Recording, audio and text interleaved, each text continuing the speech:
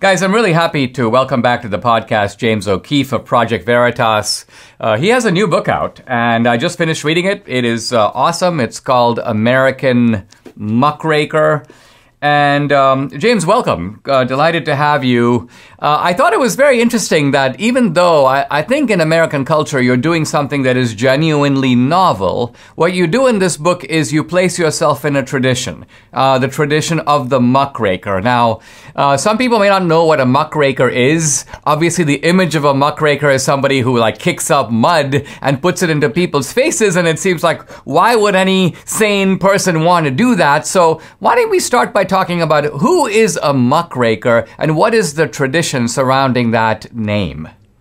Well, thank you, Dinesh, very much, and I'm glad to be with you, and we have so much to discuss in such a short period of time. Muckraker, people may not know what that means. It was a term coined by Teddy Roosevelt in 1906 or thereabouts to describe these people. Most of them were actually progressives, Ida Tarbell, Upton Sinclair, who wrote The Jungle. Many of these were actually socialists. But they wanted to produce exposés and journalism, written word accounts of what was going on, taking on these big Leviathan organizations, the big trusts from the early 20th century. So I would define a muckraker in contemporary times as one who makes public what powerful people want kept secret for the wrong reasons. And today's journalists, if you want to even call it that, whatever you want to call them in the media, work in a kind of harmony. They work in concert with their sources in government. They represent the people in government. They act as ombudsmen for the people in power rather than challenging them and rather than being skeptical. So there's very few actual journalism going on. And this book, American Muckraker, is really, it's kind of like a John Grisham novel meets Dostoevsky novel, because it's simultaneously thrilling and terrifying and requires suffering and struggle. This is a handbook, Dinesh, for how to do journalism in clown world.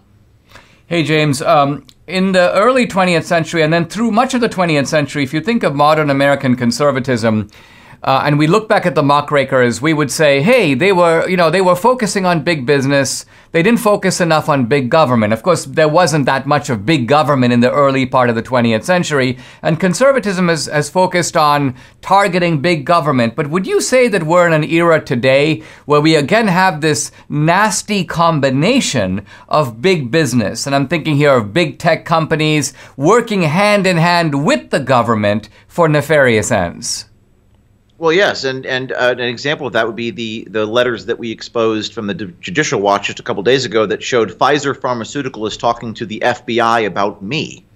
Or within minutes, and I know that you've been through some version of this, Dinesh, and as all truth tellers tend to be these days, within minutes of the FBI raid on my apartment for a source sending me a document, that's ironic because that's the paragon of investigative journalism. Within minutes of the handcuffs being taken off my wrists, I got a text message from a national security reporter at the New York Times. So this is a rhetorical question, but it kind of answers the question that you're asking. Why is the paper of record cooperating with, coordinating with, and acting in a symbiotic relationship with the FBI? Shouldn't they be investigating these people? So yes, whether it's pharmaceutical corporations like Pfizer, who powerful people tend to be more honest and private. You want to question them. And in journalism, there's always been this tension between what I call access and autonomy. Do you want to bite the hand that feeds you? Do you want to just take the information that you're given and relay it to the masses? So you often have to dig deep. A muckraker has to use disguise. Upton Sinclair in 1906, he sort of used disguise when he went into the meat packing organizations. He pretended to have a lunch bucket like all the other workers, took off his tie. You have to do things to get the information, and oftentimes they accuse me of being deceptive, of lying. Well, you have a choice to make. You can use deceit with your subject to extract the truth for them, to tell the truth to the masses, Dinesh. And it's not an easy thing to do, but it's often up to us, the citizens, to do it, again, in a world where our media, our government, and our pharmaceutical companies are united.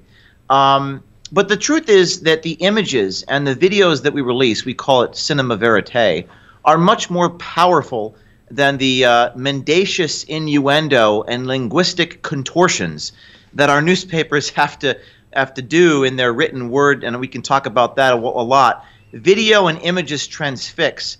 and oftentimes rock beats scissors, and you can expose the reality, which will overpower the manipulation in the newspapers.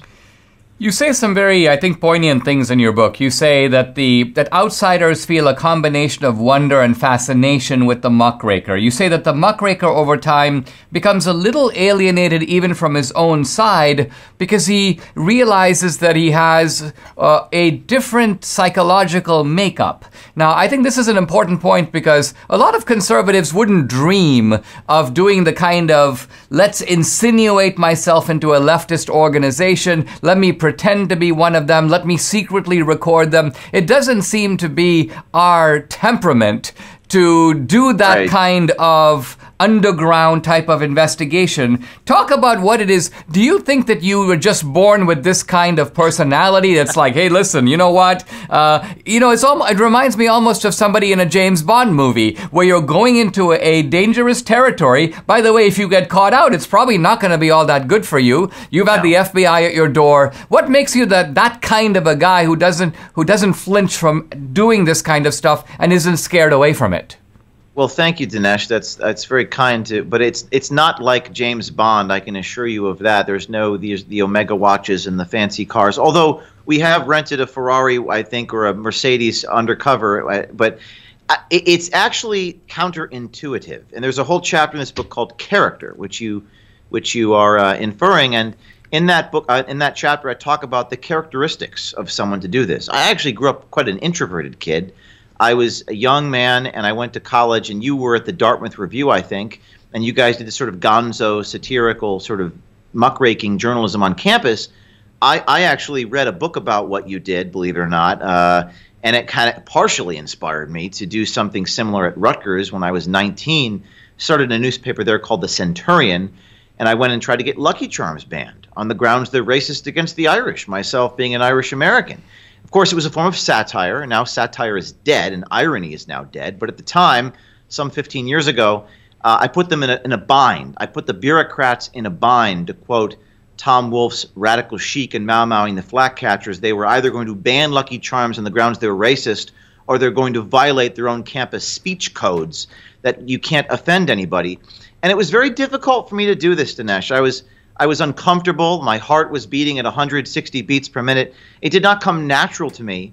And I think the characteristics of someone who does go record these things, most of the people that we work with, these whistleblowers, describe it as following their conscience. So you have a choice to make. You can survive at any price, maintain your mortgage, maintain your pension, and just let bygones be bygones, or you can follow your conscience into the gates of hell. And increasingly, I find that many of these people that do this are not extroverted, sociopathic. You almost have to be a masochist to do this sort of work. You almost have to like pain.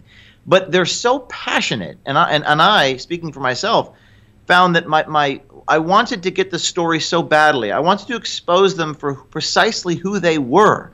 Therefore, no explanation was required. I just have to record it, and it's so evident. My passion for doing that and my colleagues' passion for getting that overrides any concern we have for example, sometimes our safety or our reputation or the discomfort of doing it. Awesome. Let's take a pause. When we come back, I want to look at a couple of the bombshell stories that you've broken and how you went about doing it. We'll be right back.